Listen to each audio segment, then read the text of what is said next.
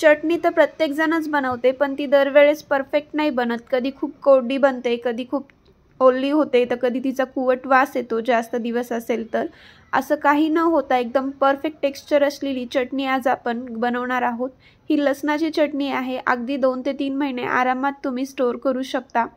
कधी शिळी भाकर असेल त्यासोबत चटणी, तुपाची धार आणि असा ठेचलेला कांदा असेल तर चवीला खूप छान लागते. नमस्कार, क्रांतीज किचनमध्ये आपलं स्वागत आहे. आज आपण चटणीची रेसिपी बघणार आहोत. त्यासाठी मी इथे 1 छोटी वाटी शेंगदाणे घेतलेले आहेत. मी नेहमीचे शेंगदाणे सुद्धा भाजूनच ठेवते, म्हणजे ते खराब होणार नाहीत म्हणून. हलकेसे भाजलेले शेंगदाणे आहेत. परत त्याला भाजून घेत आहे एक वेळ. शेंगदाणे छान आता भाजून घेणार आहोत. शेंगदाणे भाजल्यानंतर यामध्ये लसणाच्या पाकळ्या घालायच्या आहेत. शेंगदाणे चांगले भाजलेले आहेत, तडतडले तुम्ही बघू शकता. यामध्ये मी 15 ते 20 लसणाच्या पाकळ्या घालते. हे लसण थोडासा मोठा आहे, त्यामुळे 15 ते 20 पाकळ्या पुरेसे आहेत. लसण जर बारीक असेल तर जास्त प्रमाणात घेऊ शकता तुम्ही. छान भाजून घ्यायचा, म्हणजे असा कच्चा वास येणार नाही चटणी बनवल्यावर. याचबरोबर 1 चमचाभर जिरा आहे, ते पण यामध्येच आपण भाजून घेणार आहोत. यानंतर खोबरं आहे, ते मी खिसून घेतलेलं आहे. 1 छोटी वाटी आहे. हे पण आपण छान भाजून घेणार आहोत.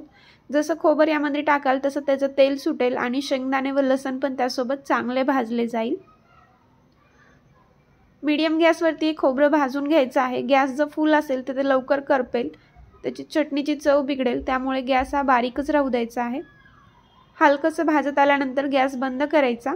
आता यामध्ये चवीनुसार मीठ घालणार आहोत. याचबरोबर लाल तिखट घालायचं आहे. हे लाल तिखट जास्त तिखट नाही, पण कलर खूप छान येतो, त्यामुळे मी ते 3 ते 4 चमचे लाल तिखट घेतलेलं आहे. तिखटाचं प्रमाण तुमच्या आवडीनुसार तुम्ही कमी जास्त करू शकता. याचबरोबर अर्धा चमचा चाट मसाला आहे. हे सर्व साहित्य एका प्लेटमध्ये काढून घेते. पूर्णपणे थंड झाल्यानंतरच आपण ही चटणी बनवून घेणार आहोत. एक छोटंसं मिक्सरचं भांडं घ्यायचं आहे आणि ही चटणी छोट्याच भांड्यामध्ये बनवा.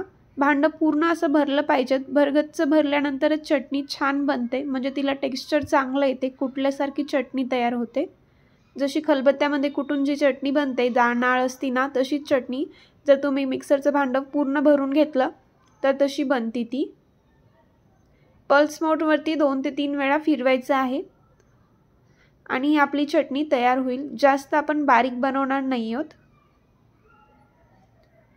चटणी बनवून झाल्यानंतर एका प्लेटमध्ये मी ते काढून घेतलेली आहे. तुम्ही बघू शकता हिला रंग किती छान आलेला आहे आणि टेक्स्चर पण किती सुंदर आलेलं आहे. ते एक वेळेस या पद्धतीने नक्की करून बघा. इथे माझ्याकडे एक शिळी भाकर होती, त्यावरती ही चटणी, त्यावर तुपाची धार आणि सोबतीला कांदा आहे. मस्त असं जेवण होते. कधी भाजी नसेल तरी तुम्ही ही चटणी भाकर खाऊ शकता. खूप छान लागते. व्हिडिओ आवडला असेल तर लाईक आणि शेअर करायला विसरू नका.